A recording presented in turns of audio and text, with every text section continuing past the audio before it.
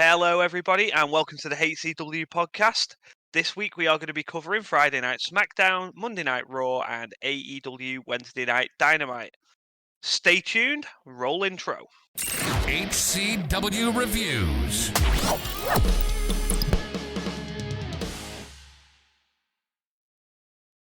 Hello, everybody, and welcome to the show. Bit of a change this week due to Rate Wrestle being away. I am joined by my fellow co-host, DP. How are you doing this week, buddy? Yeah, not too bad. It feels weird to be in this part of the, part of the studio, but Yeah, it's definitely weird. It's normally when it's me and you, it's like a review of a show you've been to. So yeah, it'll be nice to just do like weekly TV with you for a change, yeah, because you've had the pleasure of sitting through some shows. yeah. Um, But yeah, and this that's I'm not going to be definitely able a to make choice. any DP So go on. barbs this week. Yeah, yeah. It's definitely pleasure's a choice of word. Yeah. For this week. I mean, Yeah, Ray definitely picked a good week to have off, didn't he? yeah, he did. It wasn't good all round, from what I've got. I mean, obviously, I haven't quite seen Dynamite yet. No little bits, but nothing major. Like you've watched it this morning, haven't you? Because we are recording very early in the morning, Yes. because I'm moving house, and we thought the earlier we get it done, my internet will stay on. My internet has not stayed on, so I am currently hotspotting my laptop. Well, my girlfriend's laptop from my phone and seeing how it goes. So yeah, if the camera freezes randomly in the middle, we ain't gonna fix it. I'll just be frozen on screen. It's tough. You've got to deal with it. Yeah, it's one of them. We've got to deal with it. I mean, trying to record a podcast from a hotspot is different. So yeah, we've had a few technical issues this morning, but we are gonna crack on and we'll get going. And normally I would throw it over to Rate for the SmackDown review, but it looks like I'm doing it this week. So yeah, that'll be fun for you all. But yeah, Friday Night Smackdown.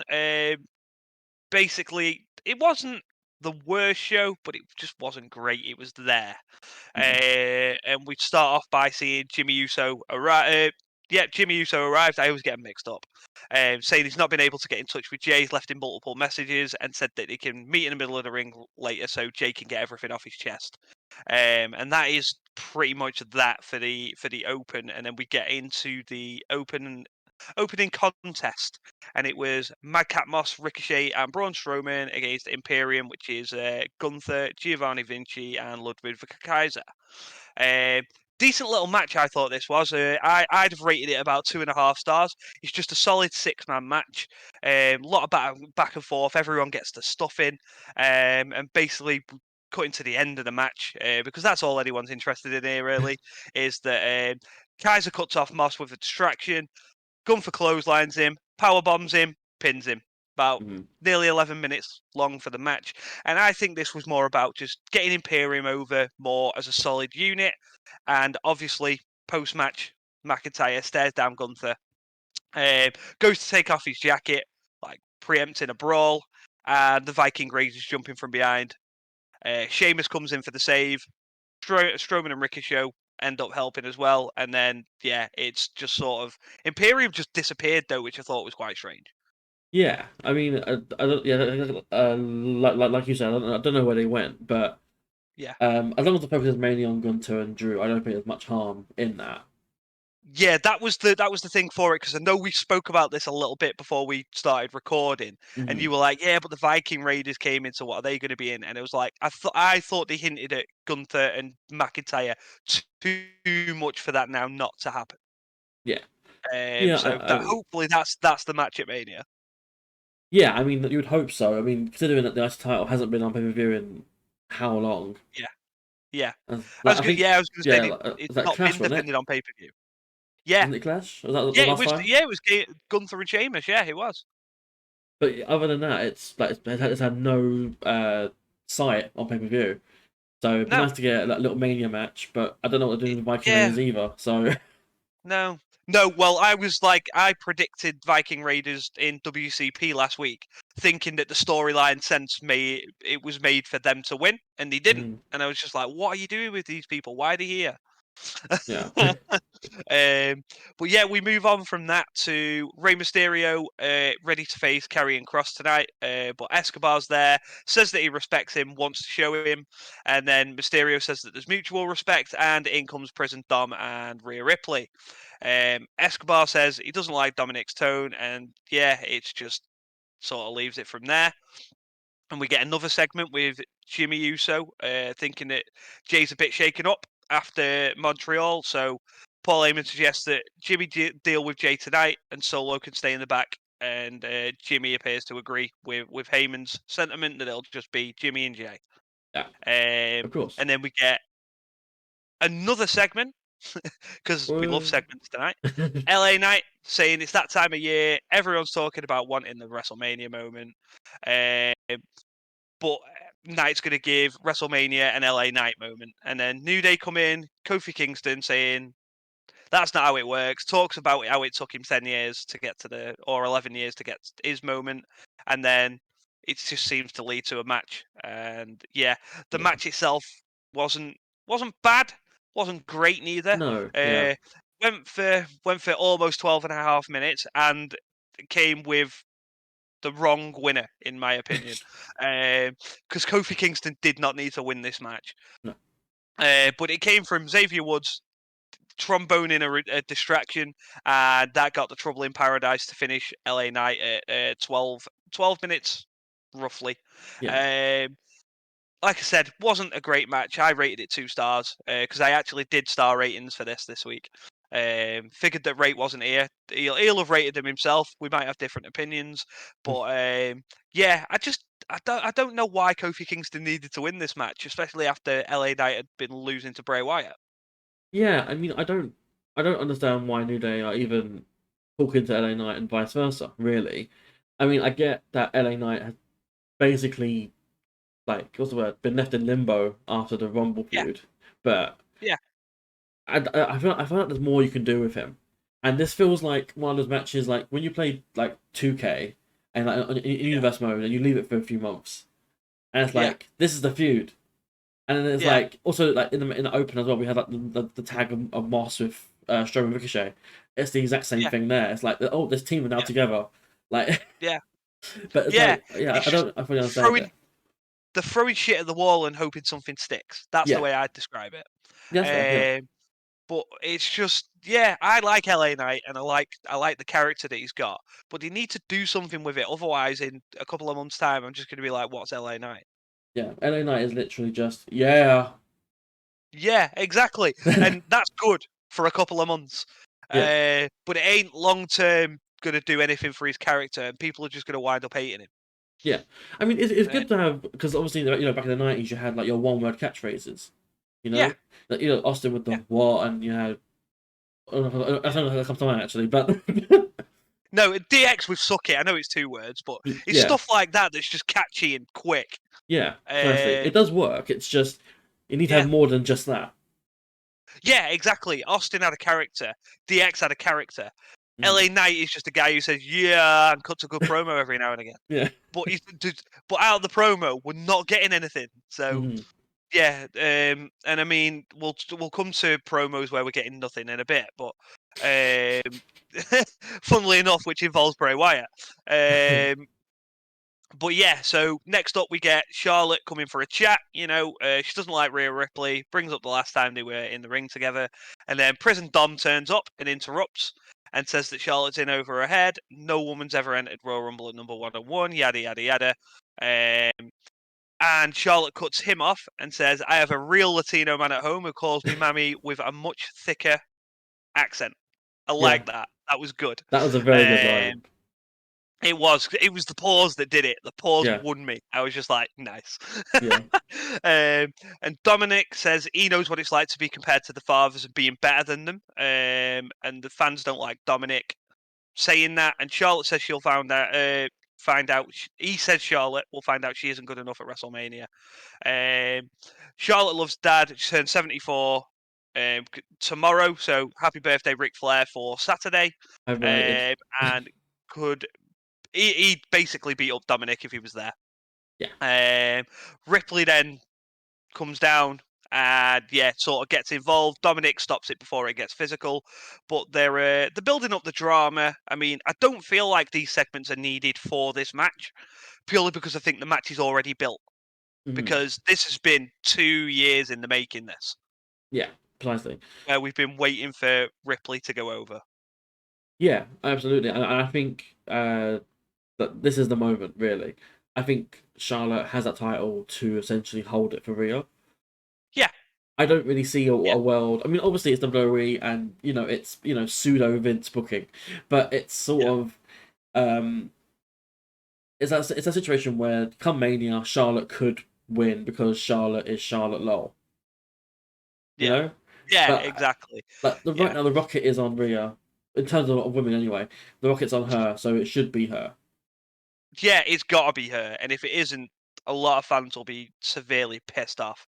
Yeah, Because it is now time for Rhea. She's been in Judgment Day. She's been doing good things. She's actually now over.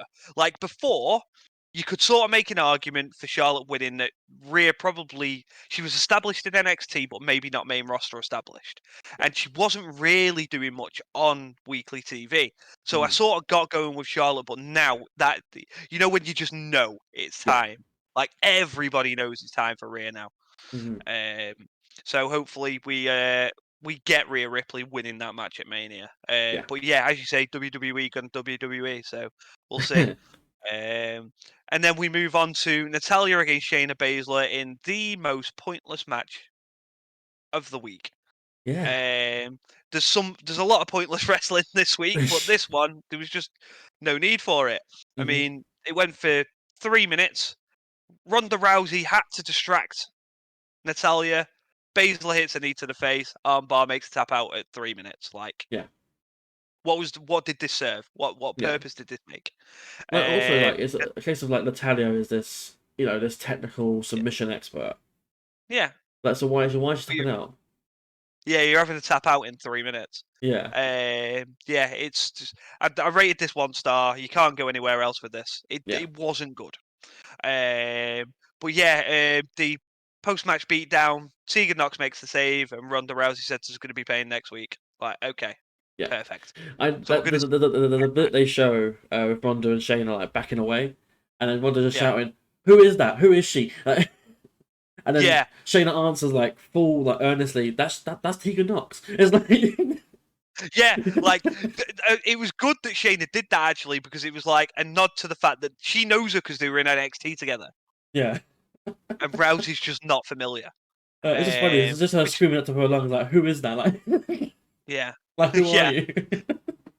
Yeah, I'm not gonna talk too much about the next thing, but it was very fun if you want to go and check it out. It was the Seth Rollins and Becky Lynch Joker Batman trailer, and I thought it was really good. So yeah, go and check that out if you get a chance. Just it'll be on YouTube somewhere, no doubt. Yeah. But then we get the Firefly Funhouse. Now, this was a waste of time because it was a lot of talking, but not very much. Yeah. Um, it just didn't seem to make any sense. He was just basically cutting his generic promo on Lashley, saying he was scared and everything like that. And yeah, it just like they was on about it's time to keep a secret. And yeah, I don't get it. It's like, can you keep a secret? Then there's images flashing on the screen, Mhm. and Bray's in a new mask, and it's like, yeah, Yeah. I really, like obviously we'll get into more on Bray with Raw, but right yeah, now it like at this point there's not much going on since no. as I keep alluding to the feud with LA Knight. There's not much really going on, and there hasn't been since he came back really. No, he's had one match, and he says a lot without saying anything. Yeah, precisely. Yeah. 'Cause, And I like, was just like, I want to see him. Like, he can have these segments, which is fine, but he needs to be wrestling. mm, yeah, And it's just for me, it's not. yeah, I don't know. It just doesn't make any sense that they keep doing these segments and we're not getting anything out of it. Because yeah. yes, the segments build to the matches, but he's had one of them, and I feel like he's been back about 4 months. Hmm. But Um, I miss old Funhouse.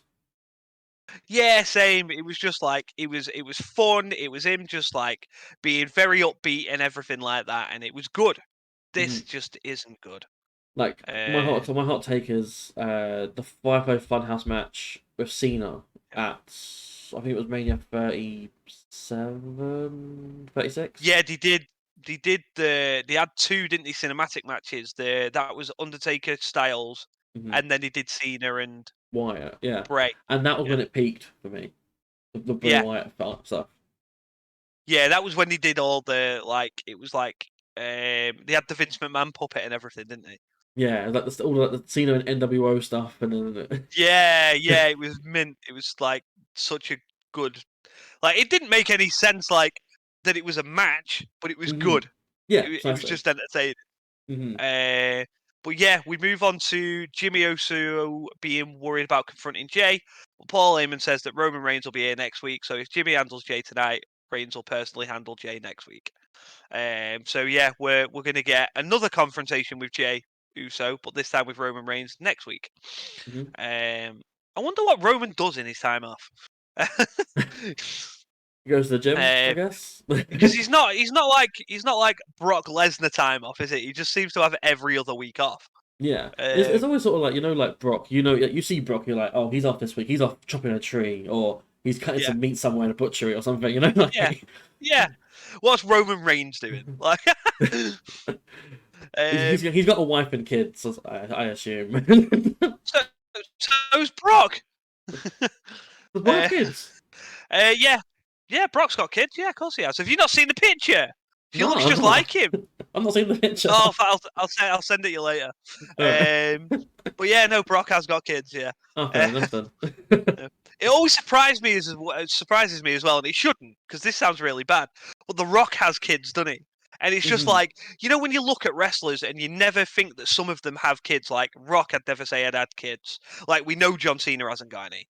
Yeah. And like Stone Cold, I could never see being a dad. Undertaker, I could never see being a dad, and they've all Mhm. got kids. It's just wild. Yeah. Um, but right, so we'll get away from the lineage of wrestling, and we'll talk about Rey Mysterio against Karrion Kross. And it's just didn't like this match that much at all. It was just a lot of big man, little man stuff. Yeah. You know how they do it. Ray's doing big moves to get Cross off the floor, and then it's Dominic who comes in at the end, breaks up the 619. The distraction leads to Cross hitting the cross hammer, and then the cross jacket for the win at about 9 minutes. Mhm. It evens up the series, makes it 1-1. But this was more about setting up Ray and Dominic at Mania, wasn't it? Yeah. And I mean, Uh, wow, what a one interesting little like 4 or 5 minutes that we got there after. yeah, I mean, the match itself was like two stars. I think I rated it. Just trying to see it in my notes here. I did write it somewhere. Yeah, Mm. 2 stars. But yeah, it wasn't great. But like you said, yeah, the post match was weird. Yeah. Um, just Dominic in Ray's face. Um, he's just telling him to hit him basically. Yeah. But Ray walks off instead. And And yeah, it was just Ray is like the most what's the word? Like like self yeah, restraining father yeah, that I've ever seen in this situation. And it's always that yeah, sort of thing where he's like, why I order, but he never actually yeah. does it. No, it doesn't do anything. Yeah, no, it's weird, weird. But that was technically the main event, because we move on to Jimmy Uso calling out Jay. Yeah, And he basically says that he knows Jay's hurting, and when Jay's hurt, Jimmy does too, because they're twins. And he'll always be there for his brother, but now he needs his brother here. And then there are some cracks in the bloodline, and Jimmy just needs his brother. And then we get Sami Zayn yeah, coming through the crowd to stand behind Jimmy. And basically, Zayn says that he keeps hearing Jimmy talk about his brother, and that's what Jimmy used to be to him. Jimmy was the only one who wanted him in the bloodline. He made him an honorary use, and then at the Royal Rumble, Jimmy took Zayn down without even thinking about it. And Jimmy blames Zayn for making the choice, pulling the trigger when he hit Reigns with the chair. And Zayn's like, "Well, what was he supposed to do?"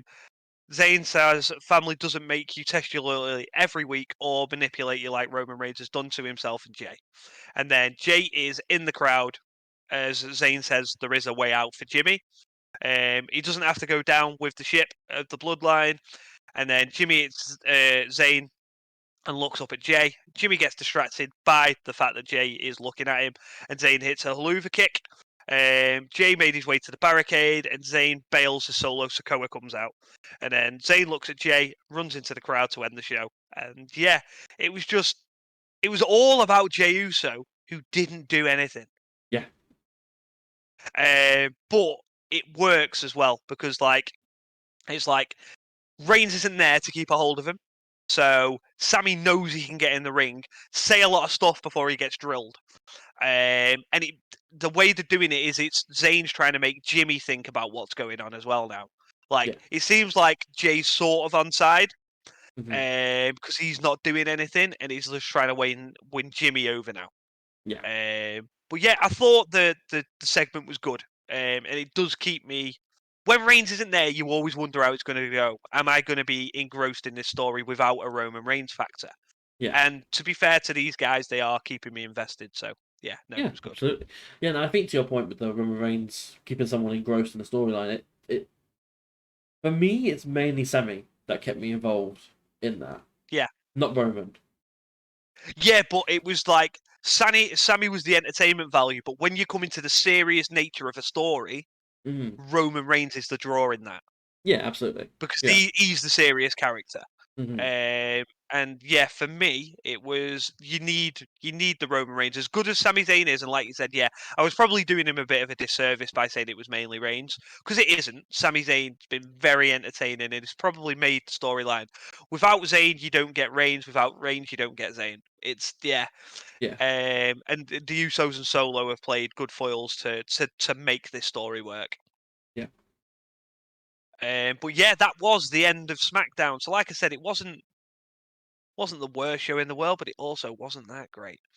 I mean, for a show following on from Chamber as well, yeah, it just kind of fell flat a little. Yeah, it was just one of them, wasn't it? It was just sort of there. Yeah. And that's not always what you want from your show. No. But yeah, what we'll do is we'll move on and we'll get into Monday Night Raw. If you want to kick us off with that, DP, good luck, mate. Yeah, thank you. So this is Monday Night Raw for the 27th of February. So we left SmackDown with some Uso drama, and we start Raw with more Uso drama. Yes. So out comes Jimmy. He's with Solo, and he just talks about how the Jay stuff's not serious, and Jay will always have his back, no matter what, as he's always had Jay's. He then declares war, not literally, but he calls out Sammy and says Sammy betrayed us all, and Sammy's a traitor to the bloodline. Like, you come for one of us, you come for all of us, sort of thing. And then for some reason, because Jimmy says that there's no one that they can't beat, out come the Street Profits. Yay! So they talk some smack a little bit between them, and then bada boom, first match of the night. We have Uso and Sikoa taking on the Street Profits, which was a very, like, my opinions on the Profits are not that well known. I think they're very average as a tag team. Montez as a tag team, I agree. Montez is mint. Yes, but as a tag team, they are so bang average, it's boring. But yeah, this is a very run-of-the-mill tag match. Nothing much really happens, and the ending comes after a failed doomsday device from Street Profits, and then it's a moment spike from Solo gets the pin on Angelo. Yeah. I rated a 2-star. It was just there. It was something to fill time. Yeah, exactly. Yeah, it just forwards the story a bit with the Usos and whatnot, doesn't it? Exactly. And then speaking of forward in the story, we then get Kevin Owens' appearance, who saves Angelo Dawkins from a post-match attack. Yeah. That's basically it. And then he leaves. And then that's that. Yeah. Yeah, that's it. That's the end of it. It's so weird. So after that, we get what I'm hoping doesn't happen still, but it might, probably will. Out comes Brock Lesnar, and he's here to, he's here to answer the challenge issued last week from Omos and MVP. So he comes out. This is meant to be a VIP lounge segment, but he's out first. MVP comes out and he's like, "Come on, MVP, come in the ring." And then MVP's like, "If it's alright with you, I'll stay here on the stage." Yeah. These two have a very good exchange between them.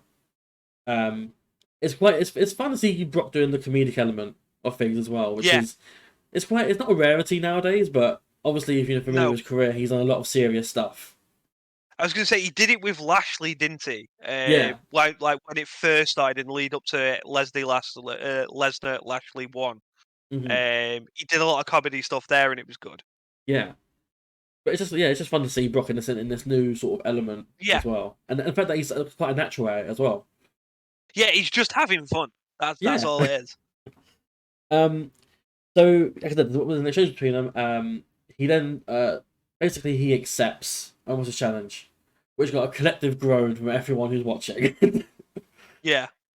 And then he celebrates with this hip flask he has. He says, "Let's have a drink to celebrate the occasion." He takes a swig. He's like, "Woo!" And then he gives it to MVP. MVP he asks what it is firstly because he wants to drink champagne, but Brock won't let him drink it. Yeah. And then Brock says, "Where I'm from, we call it white lightning." Yeah, mate, that brings back wild memories of my childhood. Mm-hmm. So that's commonly referred to in the UK as tramp juice.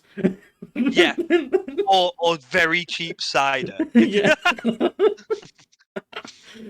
So it's good to know that Brock Lesnar drinks the same thing as UK tramps. Yes, because he is a classy guy.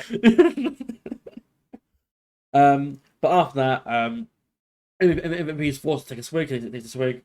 He spits it in Brock's face because of I assume how strong it is, and then Brock is pissed off by it, and we get an F5 on MVP from Brock, and that's basically that. The fact that we're getting Lesnar and almost at WrestleMania, saddens me. Yeah, when we could have had Lesnar v Gunter. Lesnar Gunter, we could have Lesnar Lashley again. Because that I'd even take seeing that over seeing him wrestle. That didn't have an ending at Chamber. That was a low blow DQ. Yeah. So ultimately, we get Lesnar and who he calls Omos. Yeah, no. So yeah, here's what it is. I even yawned when you said his name. It's like so we move on from that into an interview with Becky Lynch and Lita. They're just here and they talk about how they both wanted to win tag titles, women's tag titles, sorry, as part of their bucket lists, and they all win. Yeah, that was it. Following on from this, we had what I consider a WWE match of the week, which was Cody Rhodes against Chad Gable. This was a very good, very technical affair between two men. Normally, I would go straight to the result, but there's one thing I wanted to mention was Chad did a cliffhanger DDT and moonsault combo. Yeah. Which I thought for a second had me thinking, oh crap, is Cody going to lose this? Yeah. It's one of them moves in it where you're like, he's not going to hit that if he's losing, surely. Yeah, exactly. But it just caught me off guard a little. They hit it, and then obviously Cody kicks out, and then Cody wins with a super Cody cutter and a crossroads for the 3 count. Yeah, I rated this 3-star. This was a very good TV match. Yes, this is what you want from your TV matches. Mm-hmm. You could maybe even with this have gone a bit longer. Yeah, precisely. And I think Chad's one of those underrated gems. Yes. Like, he's not utilised enough as he should be. No. You could literally, with the character he's got now, you could literally give him the US title. Mm-hmm. I mean, saying that, I like it on theory at the moment, but... Yeah, I don't mind that on theory, but I just think someone like Gable could use it as well. Yeah, absolutely. And it wouldn't be like out of place. Yeah, I mean, Theory could lose it to Montez, and then Chad wins from Montez. Yeah, that could work. Yeah. But we get a little promo from Cody post match saying that he'll be at SmackDown. That's basically it. There's 3.5 for everyone watching. After this, we get a Baron Corbin interview. Baron Corbin says he can't believe the stuff JBL's been saying, and then Burns actually cuts him off and says, "Oh no, sorry, excuse you, Kevin Owens is here." And then he runs past Baron Corbin and goes to Kevin Owens, who's going somewhere else. Yeah. Kevin just claims that he wants to finish the bloodline. He wants to end the bloodline, and that's why he interfered and attacked them. It wasn't to say that. It wasn't to save the profits. It was to take down Jimmy and Solo. Yeah. And that's it basically. We then get I didn't know what to call this, so I called it a vignette. I know it's not a vignette, but it's from Judgment Day. Where all four of them are just standing backstage, doing nothing, just standing around. Yeah. So 3 of them talk over their WrestleMania matches. So Dom talks about Ray being a coward, basically, and it's not confirmed, but we're probably gonna get Ray and Dom at WrestleMania. Yeah. Rhea talks about Charlotte, saying how she'll beat Charlotte at Mania, and then Finn comes in and he mentions about Edge, saying how Chamber was not the last time that they face off, and he challenges him for Mania. Yeah. Meanwhile, Priest just says, "All rise." Yeah. And is Damian Priest doing anything at Mania? Not right now. No.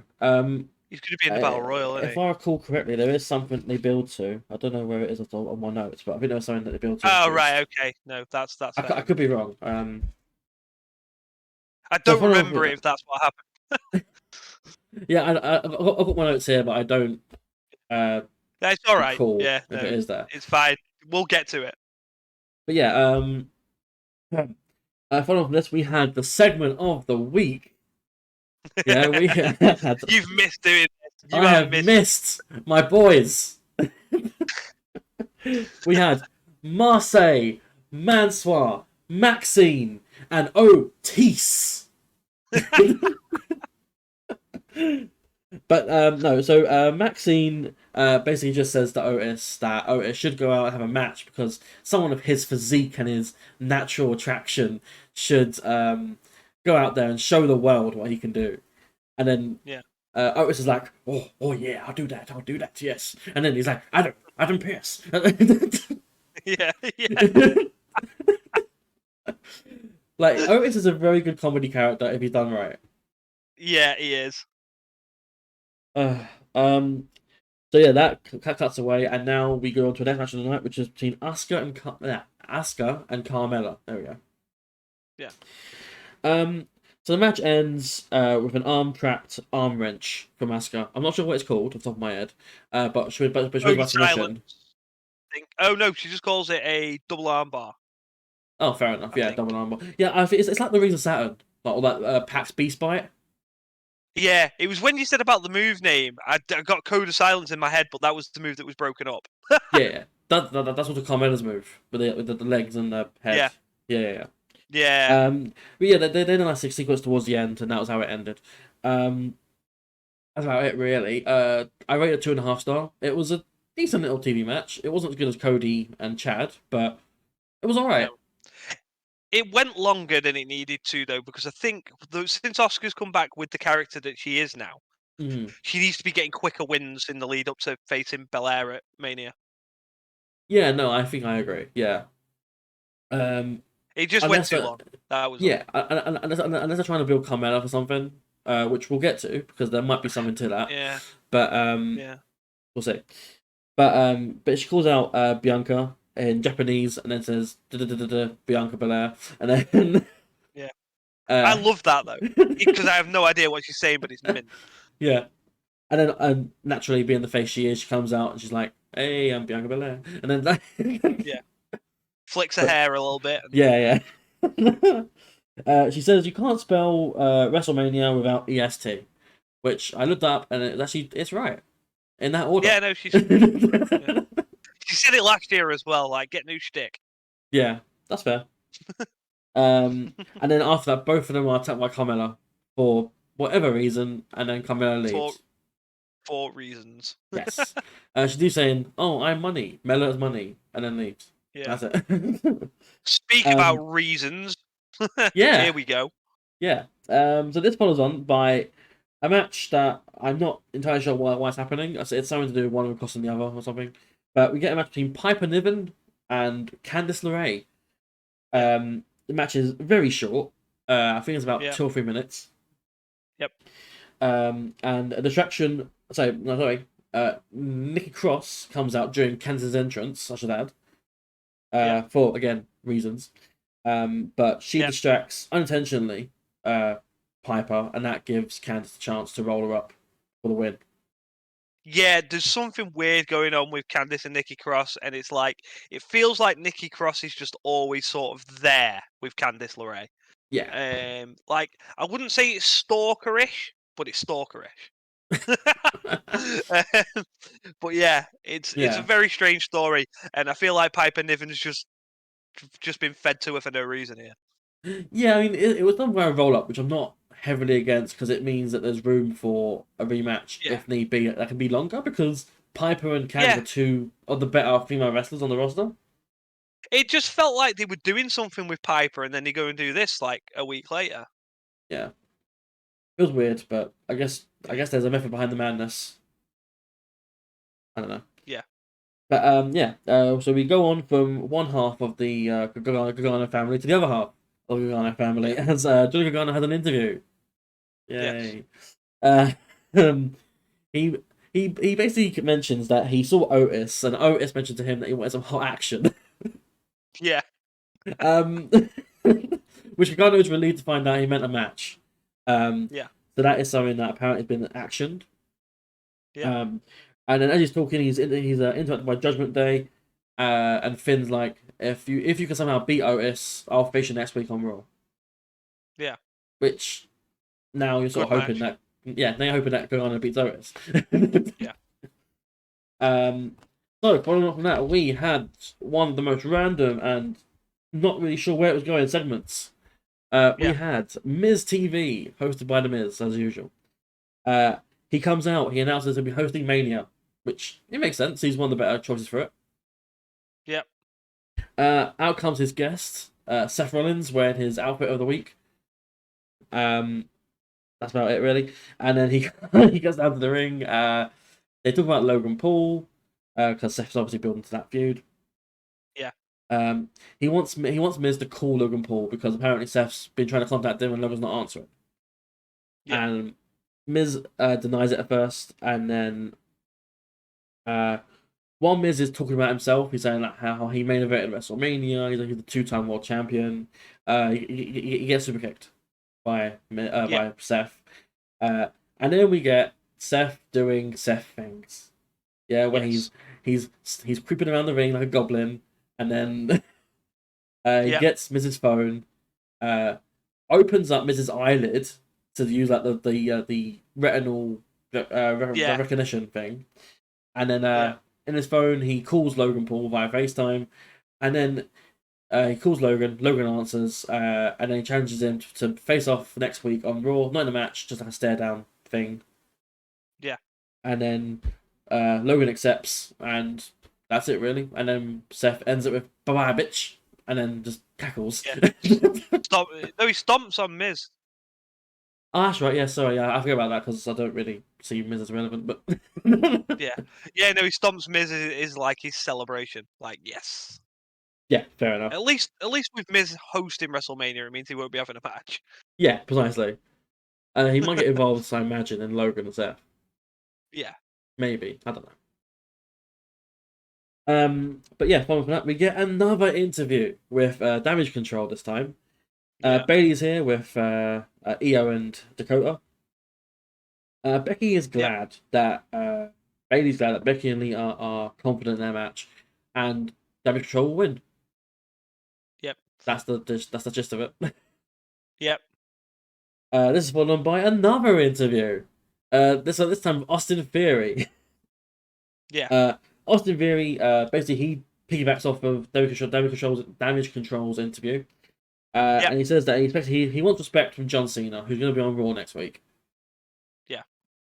again, basically it. Then we get what I considered to be the worst match of the entire week. Bobby Lashley and Elias, which I believe is a follow-on from last week. I didn't watch last week, but I know they had a match last week. Yep. This is, again, a very short match, and Lashley wins with a spear and a hurt lock. Yep. I rated it Well, 1 it star. didn't even go 2 minutes. Did not go 2 minutes. Yeah, I rated it 1 star. Like, this is one match that they'll get an NR rating, because it just is too short to get a rating. Yeah. But after that, we get a promo from Lashley saying that he's not in a good mood. And then we get the Muscle Man dance with Bray Wyatt, who appears on Titantron as Bobby Lashley's going down the rampway, and you know stuff. You get that dancing, pull up your pants, do the Muscle Man dance, and all that. And then there's like a still PNG JPEG image of Bobby like being rotated left and right. Yeah. That's about it. Yeah, it ends with Bray telling Lashley to run, doesn't it? Yeah. But I think every promo of Bray's ends with run. Yeah, run. So I'm gonna start doing that at work when I finish calls. Like, run. you should run. Yeah. You are who you are. Yeah. Revel in what you are, said, sorry. Following up from that, we get a backstage segment, so at least it's not an interview this time, but it's between Carmella, Adam Pearce, and Chelsea Green. This is Rate's favourite part of Raw. Chelsea Green. Really? Oh yeah, he loves this character. I don't get it. He just thinks it's really entertaining. And I'm just like, I get what he means. It's a very Karen-esque character, isn't it? Yeah. Yeah. I do get that, I suppose. But yeah, so Chelsea's talking to Adam about getting some directions wrong or something, and then Adam, like Carmella comes in saying, "Hey, I beat up Bianca, right?" And then Adam's like, "Yeah, you beat up Bianca, so you can fight her next week." Yeah. Sweet. And then Adam's gonna take a phone call, so he leaves. Carmella and Chelsea start talking, and they seem to be getting along. Yeah. And then we get what I think I don't know if it's intentional or not, but it just really caught me off guard and it's quite amusing. So they're talking backstage, and then suddenly you hear the music play for the next match, and it's just Chad Gable going, "Shoosh, shoosh, please." And then it's just as Chelsea and Carmella are talking, Chad's going, "Shoosh." So good. I don't know if it was intentional or not, but I love that. Yeah, same. It's just, can you just randomly, two people are talking, you just hear, "Shoosh, shoosh, please." But we get into the next match, which is Otis and Johnny Gargano. Again, it's very much the big man, small man gimmick, but in a different way, because Otis is obviously a wider rather than a taller man. Yeah. Otis is accompanied by Maximum Male Models, which is the highlight of the week, as always. Yep. A very short match though, 2-star, and Johnny wins with a one final beat, which is like the Springboard DVT.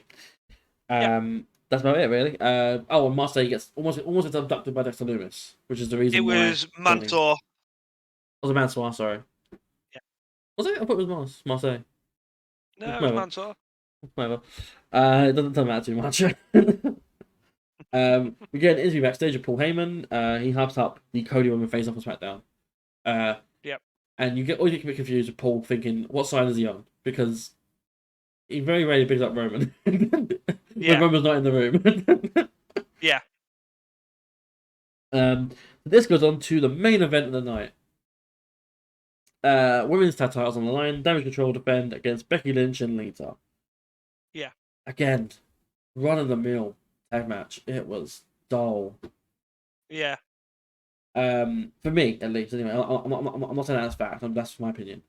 No, it was more leading to what happened at the end. Yeah. It was just like the match was there to allow what happened at the end. Yeah, precisely. So the match is towards its end, and suddenly we hear the music of Trish Stratus, who is here. Why? Who knows? But it's like 2 weeks too late. 3 weeks too late. It's like, but no, she takes out Bayley essentially, because Bayley's like the third factor of this. Yeah.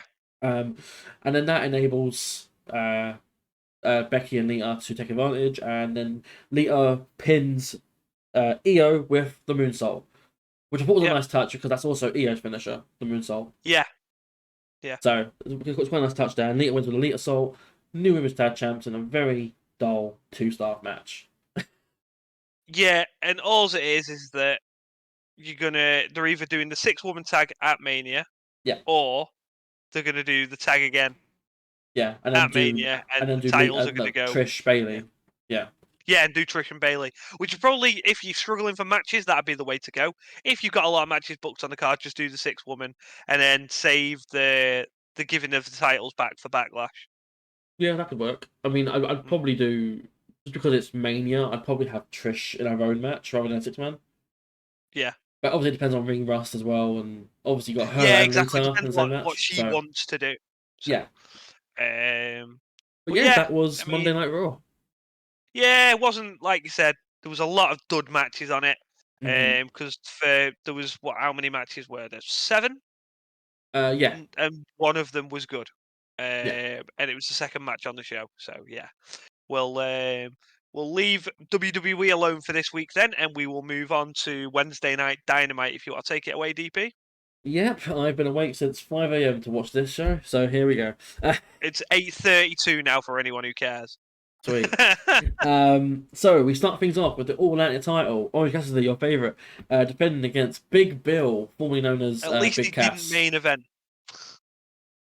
Mm-hmm. That Yes. was the one thing I was bothered about in main eventing, because Yeah. for me, and I will go on record saying it on the podcast, Orange Cassidy should not main event a national television show.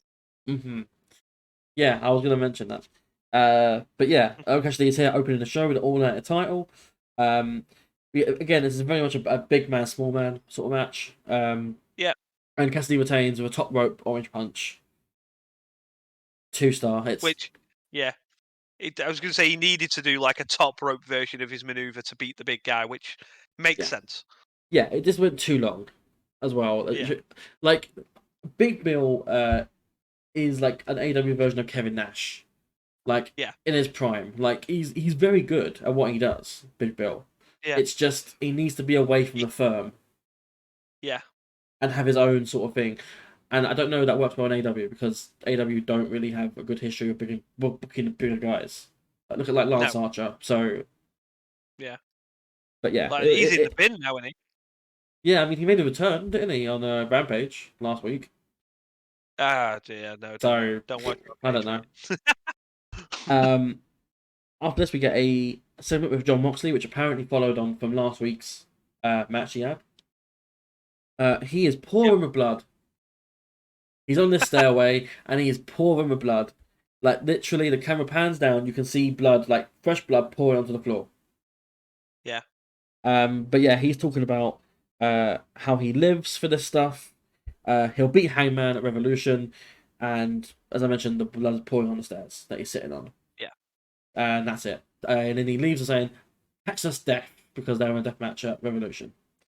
Yes. This is the go-home show, by the way. Oh yeah, of course it is. Not looking forward to reviewing that show next week. It is this Sunday, so let's see what they can do. So next up, we have the Elite. They're on the rampway. They're getting ready to make an entrance. Suddenly the lights go out, and then they're taken up by House Black. Yeah. House Black. The lights go out again. House Black have got the trio's titles in their hands now, and then that's it. The lights go out, and then that's it. We don't see the Elite or the House of Black again in person. So I don't know what the point of that was. Why would the Elite even coming out in the first place? Yeah. Were they here for a match? To get the title stolen. Yeah, I mean, like, in the kayfabe sense. Yeah. Why were they even there? Oh yeah, no, it doesn't even make sense. Yeah, there was no promo, nothing. No, nothing. They came out, did a little pose on the rampway, and then lights went out. They were taken out. Right. So, yeah, that's gonna be fun. But yeah, they're fighting at Revolution in a trios match. So, okay, fun times. We move on to what many of us thought was gonna be the main event in the predictions world, which was the Face of the Revolution ladder match. Yeah. Second match of the night. So this was, and correct me if I'm wrong, I'll put a graphic on the screen here because I'm the one editing this week. Konosuke Takeshita, Action Andretti, Sammy Guevara, Powerhouse Hobbs, Commander, which is a luchador wrestler from Mexico, AR Fox, Ortiz, and Eddie Kingston. So 8 people.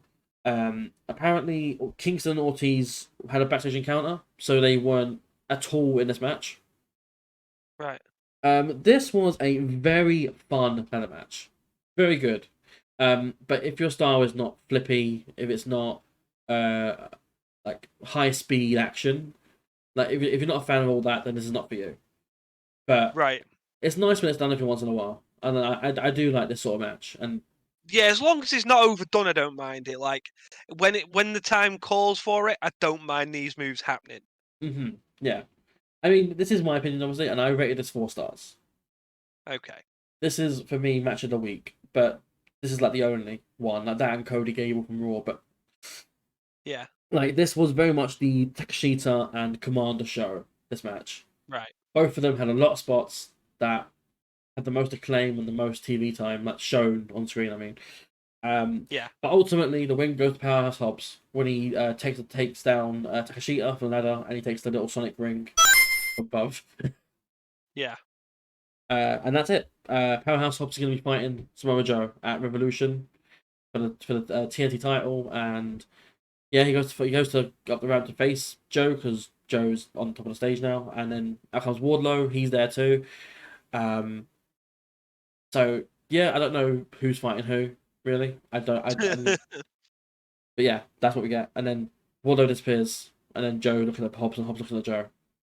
So Yeah. again, not sure where we're going with that. They don't know neither, clearly. We're going backstage now to an interview, which is this week's word of the week.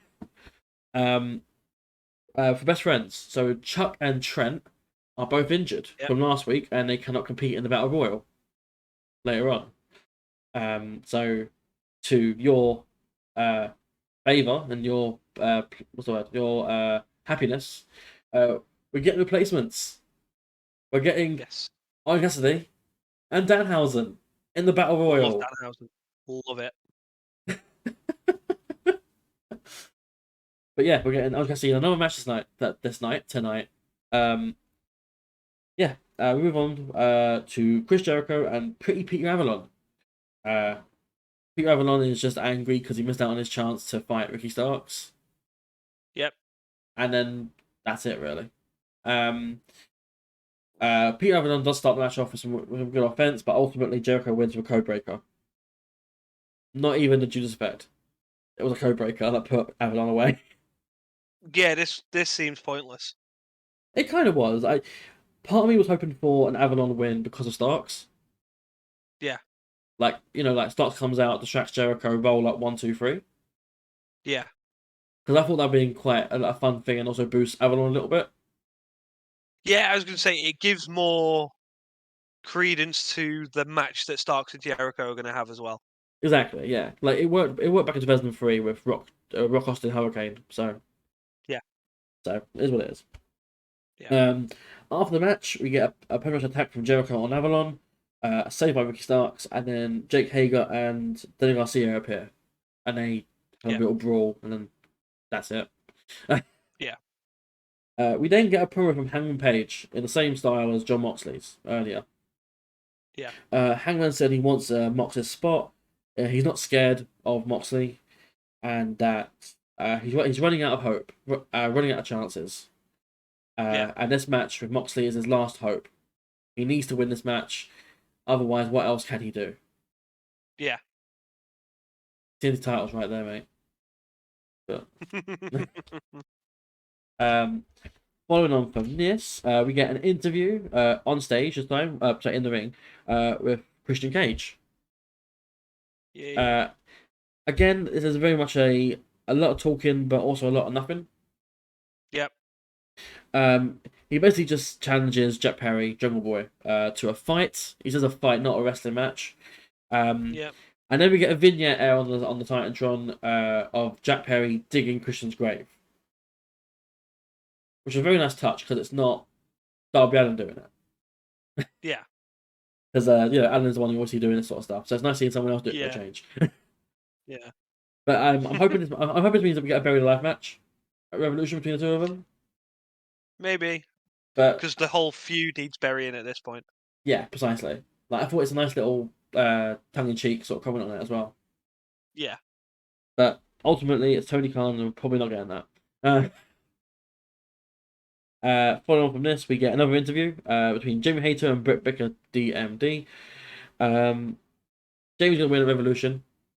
That's pretty much it. They promised that Jamie's going to win the triple threat between her, Saraya, and Ruby Soho. Yep. That's it, really. We move on to Matt Hardy against Hook for the HCW title, the match they were all waiting for, the match that definitely shouldn't be on Dark. With the stipulation being that wasn't on the graphic, but if Matt loses, Hook will get Stokely Hathaway in a no DQ match on Rampage. Yeah. And this ends with Hook winning via Red Rum. And Matt taps out instantly. Yeah. So, yeah. This was 1 star. Very poor. Don't know why it was on Dynamite. No. Like, there wasn't even a time filler. It was just there and lasted a minute. Or, like, maybe 2. But yeah. It just... I get that they want to get Hook on TV, but, like... This is not it. No, not like this. Have him fight, Ethan Page. Yeah. Like, I think that's the match they're building to anyway, but... This isn't Matt Hardy from, 2004 now. No. Like... This is Matt Hardy in 2023. This is Matt Hardy without his younger brother. Yeah. But yeah, that's that. We move on now to another vignette, but this time from House of Black. They talk about how the Elite are weak and how the Elite are the champions, but they don't have the titles because the House of Black have them now. Like, physically, not literally. Yeah. You know what I mean? Like black positions like 9 times law and all that. Yeah. So they're saying because House of Black hold these titles physically, the Elite are no longer champions. Yeah. Which is not true, but... yeah. Okay, so we move on to what was a very fun match, in my opinion. But I love Joshi wrestling and I love women's wrestling in general. So it's always good when you see a good match. So Tony Storm against Riho. So Tony Storm rated 27th on Rate Wrestle's Women's Awards, and Riho rated 10th. So this match is a very good match, a lot of back and forth, but ultimately Riho wins with a roll up after a distraction from Britt Baker. Yeah. Oh, I have one issue with the ending. The ending was just a roll up should be sold like desperation. Yeah. And Tony sold like she was dead. Yeah. She didn't move a muscle while being pinned. Fair enough. So, why is Tony Storm lost here? I would assume she lost because she's building a thing with Britt Baker and Britt was a distraction. Fair enough. Yeah, I mean, I can't explain it really. I mean, I just hope we're not getting it on Revolution because it's already a packed card as it is. Yeah. We get a backstage promo. I rated that 3.5 star that match, by the way. We get a backstage promo from Keith Lee and Dustin Rhodes, who mentioned that they're here to take on Mogul Affiliates, which is 12 Strickland's group. Yep. And they promote a match on Friday for Rampage. That's it, really. It's going to be Keith Lee and Dustin Rhodes against Mogul Affiliates. Don't know who, but them. I'm never going to find the results of that neither, so... Following from that, we had the official main event of the night, which was the Casino Tag Team Battle Royal. So, very average. You shouldn't do 2 Battle Royals in 2 weeks. No. But that's what they've done, and they have learned the hard way that it sucked. It was so dull. Yeah. The final 2 teams, though, are the Butcher Blade and Orange Cassidy and Danhausen. Oh. So the team who weren't meant to be in it? Yep. Right, okay. They're in the final 2, and they win. Oh, they won. Oh, right, okay. So Orange Cassidy is going to be in the World Tag Title Fatal 4-Way match at Revolution. With Danhausen. With Danhausen, I believe. Unless they're going to do a whole switcheroo and it's going to be Trent and Chuck still, because they did it on behalf of them. I don't know. Yeah. But yeah, Cassidy and Danhausen win. Yay. Yeah. Cassidy's got a tag title match, which is not going to win. I would have preferred just having the Acclaimed and the Guns 1-on-1 Yeah. or 2-on-2. Yeah. You know what I mean? Yeah. After the match, we I get know what you mean. after the match we get a Jarrett and Lethal post-match attack, and then the Acclaim make the save. Right. That's it. I rated that 2.25 star. And then the final bit of Dynamite is a Bryan Danielson interview, which was cut off his entrance because there's only like 4 minutes left of the show. But Yeah. he just says that he was forced to retire a few years ago, and then he wants to fight for with Maya and all that. And then MJF comes out, doesn't say a word. Danielson talks for a bit, and then just mentions how he wishes his fiance left him. Also, he not wishes, he wants his fiance to leave him because he's a despicable human being. And then, for some reason, out of all the comments that he could have said, that's the one that riles up MJF most. And that's the one that MJF's like, I'm going to take my jacket off now. Like, and then Brian says, you want to fight? I'll fight you. I'm always ready to fight. I've been fighting my whole life. Fighting against everything that's been put against me.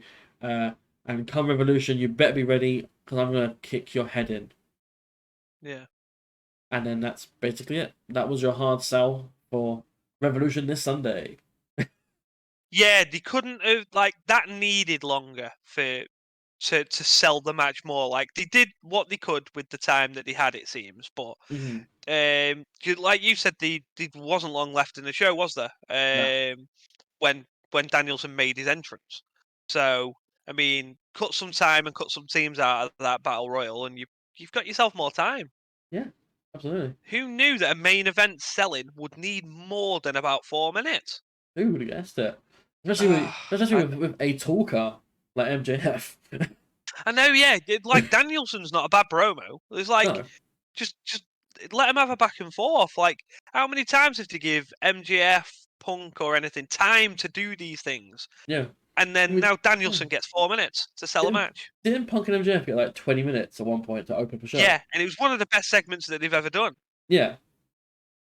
But for this to the go home show to be that at the end. Yeah. Like, I don't know what it is. I'll obviously see it for myself later, but it doesn't sound good. No, it wasn't really. It was a good passionate promo from Brian, but it just felt too short.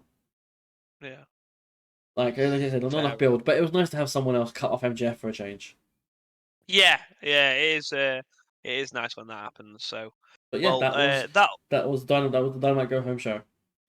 Yeah, don't be too excited for Revolution, will you? But yeah, it's a bad week of wrestling, I'd say. When you put everything down on paper and you look at it, you think, yeah, it's not been a good week for wrestling. There's only been a couple of sort of high spots. I think if you did an average, if you did an average, if it's like 2.25 star, even with the 4 star and the 3 star.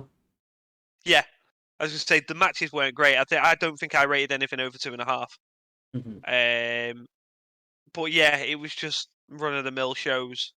Like, I'm more surprised at AEW because it's a go home. But yeah. Yeah, that'll bring an end to the reviews and an end to the show. So, as always, follow us at the HCW Show on Twitter. We've got our individual Twitter handles underneath the windows below us. I believe my camera held up, so that's good. But yeah, give us a follow, like, subscribe, comment. We've got more interviews coming up. We've got DP's ticket giveaway going on, which is on the Twitter, so go ahead there if you want to get involved in that. But yeah, we've got a lot more stuff planned. I'm sure there'll be another quiz video coming out at some point this week, probably Saturday. So yeah, keep an eye out for that. But good luck to DP editing this video. But yeah, get involved. Join the Discord. Do whatever you want to do. We do enjoy all the feedback and all the traction that we get from you guys, and we're getting very close to 100 subscribers on our YouTube now. So if we can get there soon, we'd be very, very happy. So yeah, please subscribe if you get the chance. But thank you very much, guys. And from me, it is a goodbye. And for me, it is peace. See you later, guys. See ya.